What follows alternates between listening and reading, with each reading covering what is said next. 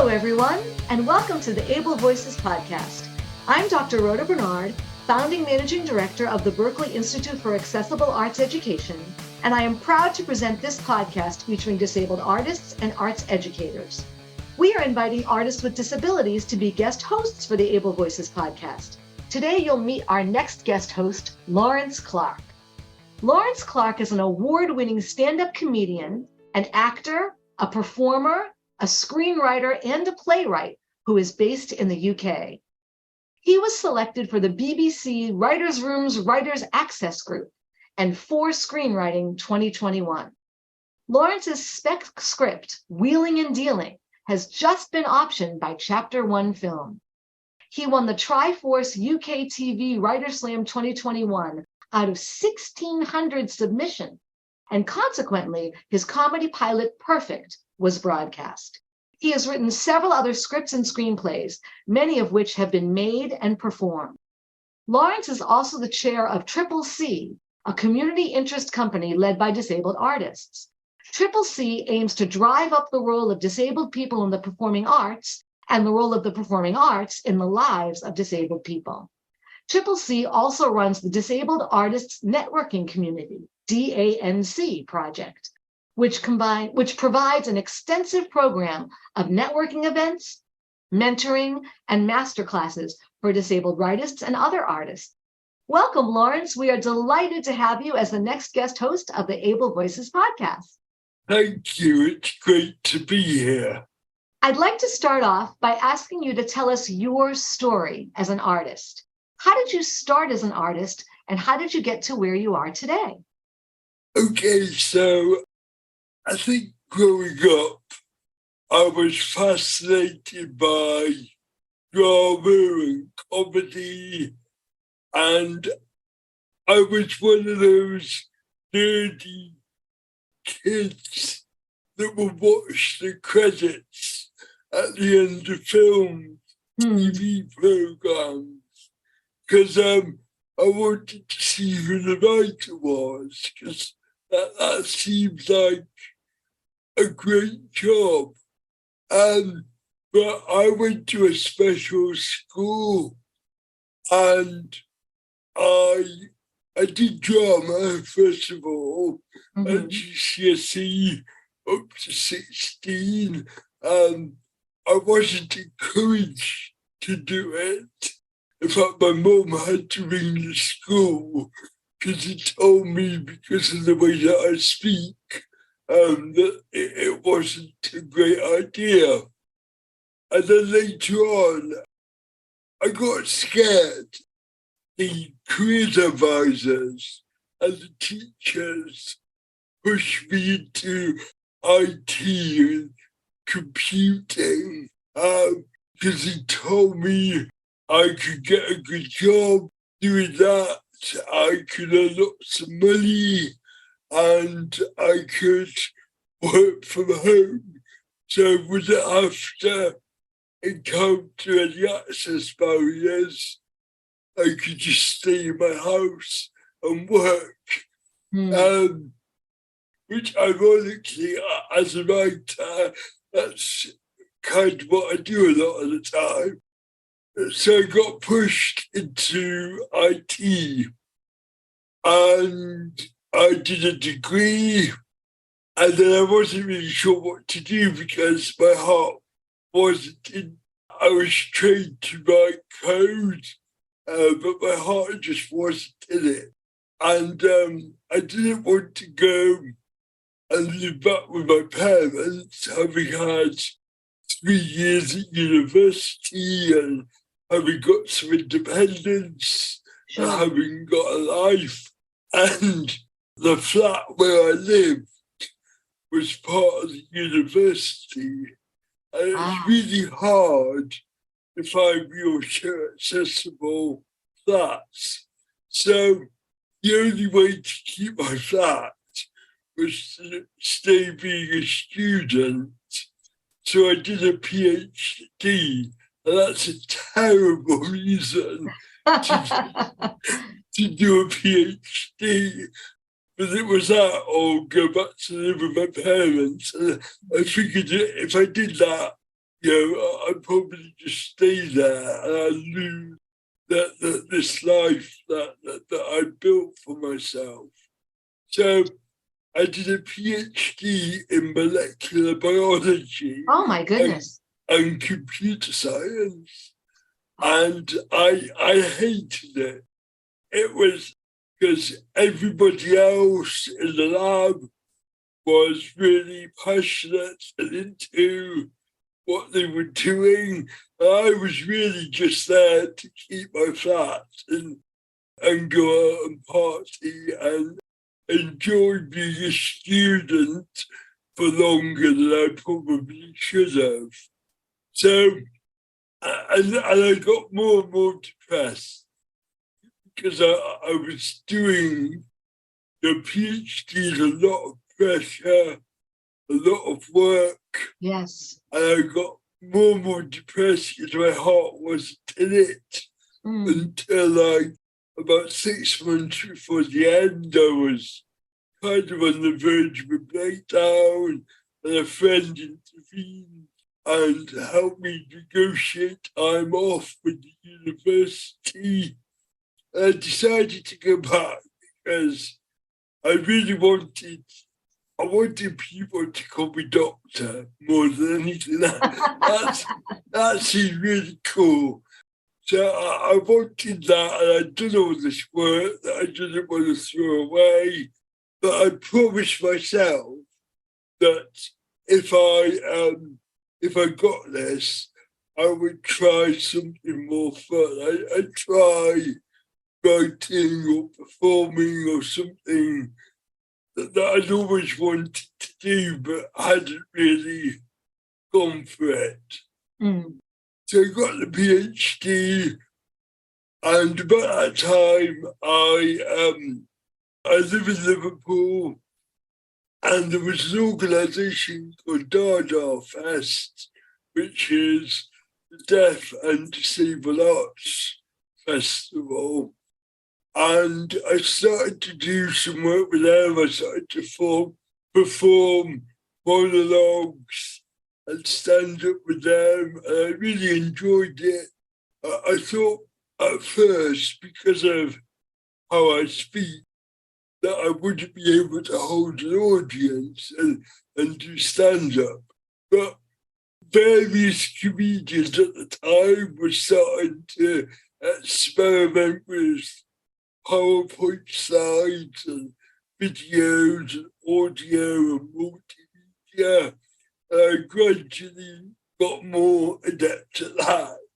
So I used my PhD in computer science, but not in the way it was intended.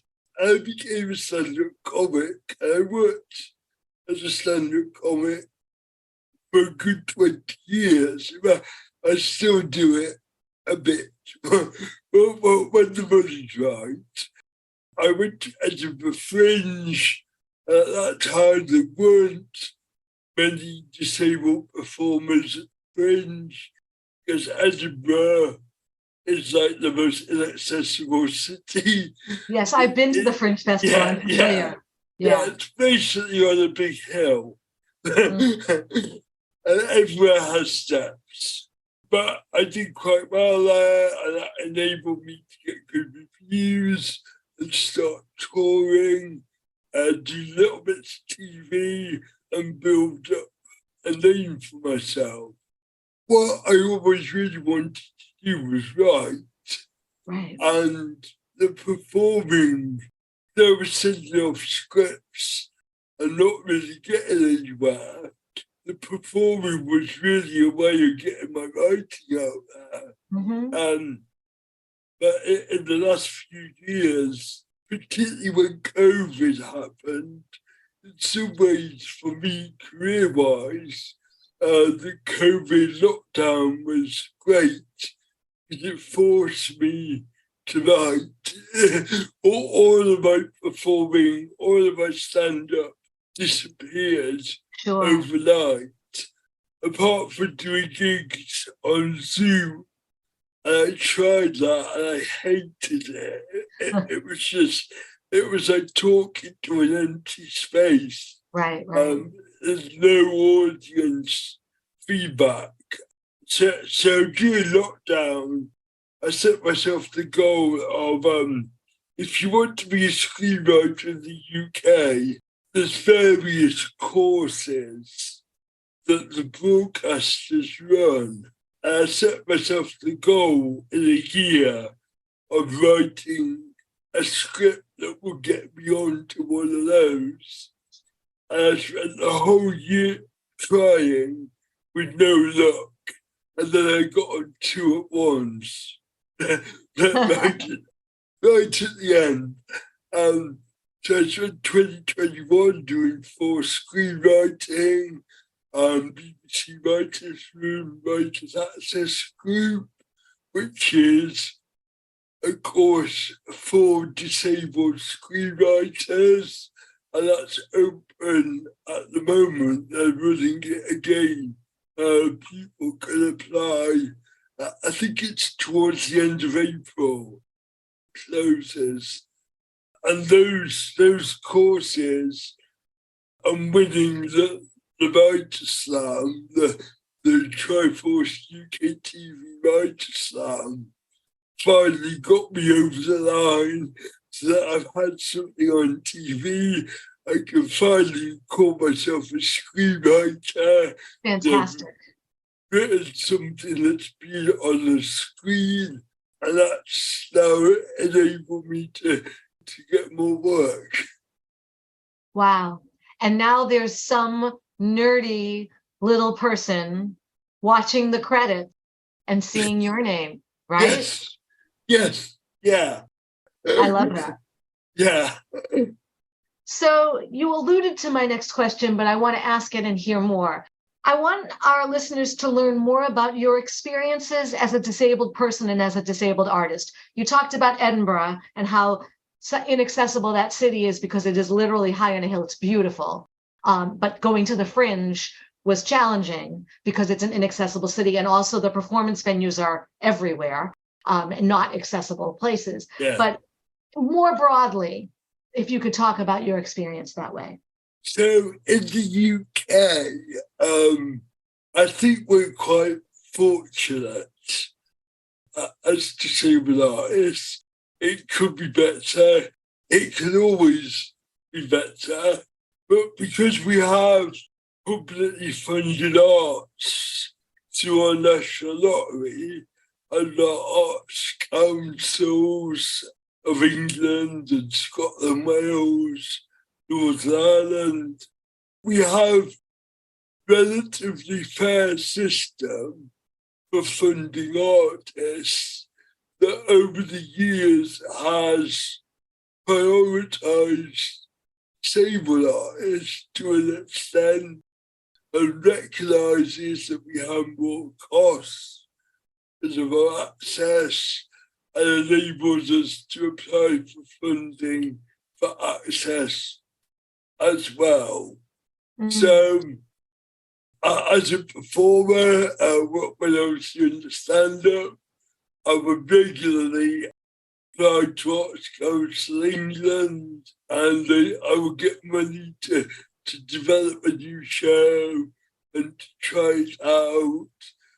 They would never fund Edinburgh. Edinburgh always I always lost money at Edinburgh, but then they would fund you to tour afterwards, where hopefully you get some of that money back. But I've also been involved, as I say, in Liverpool where I live. We've had a Disability Arts Festival since 2001. We've done our fest, and that's still going in some form. And about 5 years ago, I got involved with Triple C, which was a new organisation at the time. What's different, I think, about Triple C is it's led by disabled artists. Yes. Yeah, most of the people working there, most of the people on our board are disabled artists themselves, and we've had to develop ways that people can work for us, but they can go off and do an acting job in the West End, or if they get a TV job, they can be away for a while. But it's important that we have people working in the industry that also work for us, because they're best place to know what our community needs. So Triple C is different in that we don't do festivals or shows. We're there for disabled artists, not audiences. Because we recognise that disabled artists needed a voice, and various organisations working in disability arts weren't controlled by disabled people, and even less by disabled artists. So that's been a great success. So over the last 5 years, we were a tiny new organisation running like networking events every 6 weeks, and now we're funded way over £500,000 a year. We have a team of staff, mostly who are disabled artists, and that supports their arts practice as well, because it's tough to earn a full-time living as an artist. So having a part-time job alongside that in the area where you work is a really good way to support your arts practice. And we run regular webinars, we run masterclasses, but mostly online, because we found that's actually a lot more accessible. Yep. But for our members, we still do some in-person stuff as well. And then we were mentoring. So we've had writers, directors, producers, be mentored by other writers, directors and producers in order to progress their careers. Last year in the UK, there was a series called Ralph and Katie, where the two leads were actors with Down syndrome, and lots of disabled people worked behind the camera as well. Cool. And we supported that production to identify people to work on the show. And we also trained a group of 30 disabled people, giving them regular weekly webinars where a different department in the production will come and explain what they did and answer questions to give like a good basic introduction to working on a TV production. And those webinars, we got funded by BBC and ITV studios, and we've turned them into a set of 10 training videos, and they're now on YouTube. So anyone can access them, and they take you behind the scenes of an accessible, inclusive TV production, and people can see the work that went into making that. So cool. You are again giving me a segue. Yeah. Because what you are doing, what you just described, these webinars and the supports that you're providing for people and helping them learn the nuts and bolts, you are providing arts education. You are teaching artists, right? So my question is, how did you learn all this stuff, especially since you went into computing, right? And molecular biology. How did you learn all this stuff? So I've never done a formal education course in writing, performing, or any of the other things that I've done. And we have a big problem in the UK. I expect probably the same in the States and other places where theatre school, drama schools, film and TV schools are not particularly inclusive or accessible. Yes. So this is slowly changing, but because this is recognized, the various broadcasters and streamers run courses over the years aimed at disabled people. So I've done various team courses with BBC and Channel 4, and then more recently the script writing courses that I've done again with BBC and Channel 4. But we've also recognised that we as a community can play a role in peer support and training each other. And that's when DANC, DANC, Disabled Artists Networking Community comes in. So the webinars and the education programs that we run, we have lots of non-disabled people working in the industry come and do masterclasses around particular roles. That's great. But we also have lived experience webinars where we get disabled people working in those roles to come in.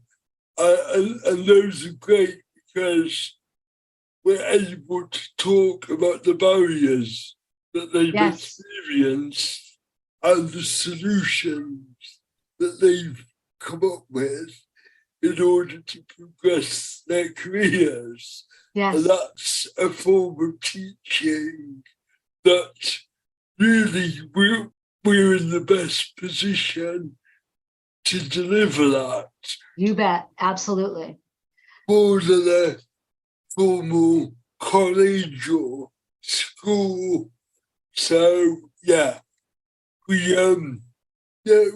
do a lot of peer mentoring, peer support, and peer support workshops and webinars. So what I'm hearing is it's DIY on more than one level.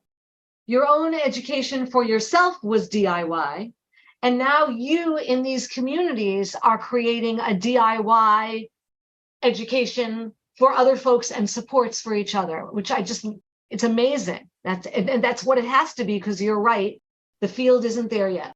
And it's working. In the UK, we have one of the most prominent screenwriters in the industry, a guy called Jack Thorne, is a disabled writer, and he's written things like his Dark Materials, which was on HBO, the film Wonder. He's really at the top of his game, and he used every year at the Edinburgh TV Festival there's the McTaggart Lecture, which is the most prestigious slot. And 2 years ago, Jack got to deliver that. Wow. And he delivered it about disabled people and TV. And, the barriers and the discrimination and the fact that we were way, way behind on this. And that was great because it came from someone at the top of their game saying that as an industry, we need to do better.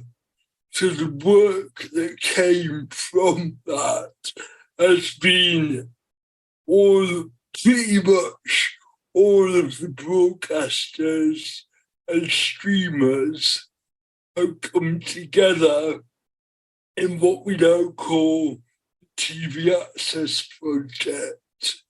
And it's been going for nearly a year, and that has a program around putting access coordinators into production, looking at how productions fund access and getting them to do that in a consistent way. There's also work on, but we also got access to work, which is a government scheme, and it's notoriously slow. So if you work in TV or the arts and you're freelance, you can get a call and you're starting work, in a couple of weeks, or it can even be the next day. And if you apply to access to work, that can take like 5 months in order to get your support put in place. So it's just not fit for purpose. It's just not working. So part of TV Access Project is looking at how we can make sure that the access support can be more responsive and be put in place a lot quicker. Wow, it's amazing. And it's different, very different from here in the US. We want to know what you're working on now.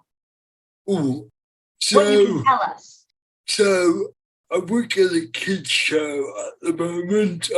I've worked on a couple of kids' TV programs in the last year because they're really good ways of getting more experience, getting more credits.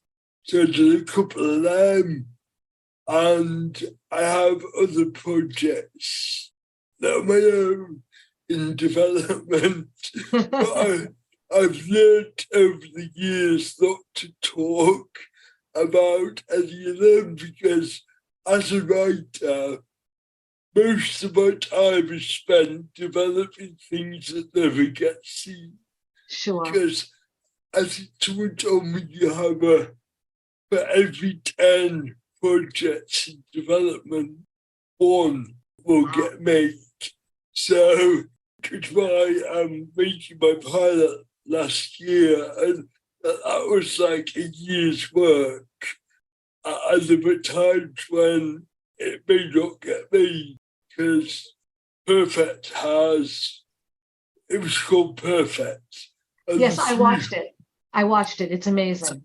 And the 3D characters are all disabled characters, and they're actors with quite a lot of access requirements. That's the way I wrote those characters. But that meant even more money than the other pilots. Sure. In order to pay for access. And that took a little bit longer, and I got to see behind the scenes of the kinds of negotiations that have to go on. Huh. in order to get stuff made Mm-hmm. with disabled people in it. I really want to make more stuff, and hopefully I will. I certainly hope so. But I'm not counting any chickens. Fair enough. Fair enough. I hope you have many more than one chicken every 10 times. Many, many more chickens in your future. Last question for you. What advice, and I'm sure you give this kind of advice all the time because of the work that you do, the various groups that you're a part of. What advice would you give to a young disabled artist? I think on so many things, don't let other people put you off. Yeah, a career in the arts, whether you're acting or writing or directing or working backstage or whatever, it can be a precarious profession, but if it's what you love, you should absolutely go for it, because if you don't, you will spend the rest of your life wondering whether you could have made it or not, or whether you could have been doing something that you really love. So absolutely go for it and seek out other disabled artists. Look in your local area, other organizations, other groups. If not, then nowadays we have the internet, and there certainly are groups like CCC on there, and a lot of what we do is online, so we have members all over the world. Because you can be anywhere and come to a webinar. So, yes, seek out other disabled artists and learn from them. That's fabulous advice. Fabulous advice. Laurence, I want to thank you so much for sharing your experience and your thoughts with us today. I will tell you, you are the first molecular biology PhD we have interviewed on this program, and I think you will probably be the only molecular biologist PhD, I would predict. And I'm so delighted to know you and your work. We are really looking forward to our next episode where you will be our guest host. Thank you so much. Thank you.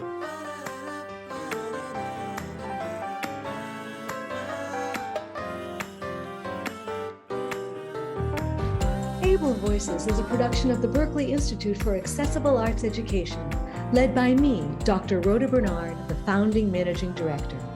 It is produced by Daniel Martinez del Campo.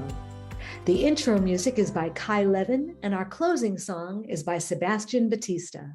Kai and Sebastian are students in the arts education programs at the Berklee Institute for Accessible Arts Education. If you would like to learn more about our work, find us online at berkeley.edu/BIAAE or email us at BIAAE@berkeley, that's LEE.edu.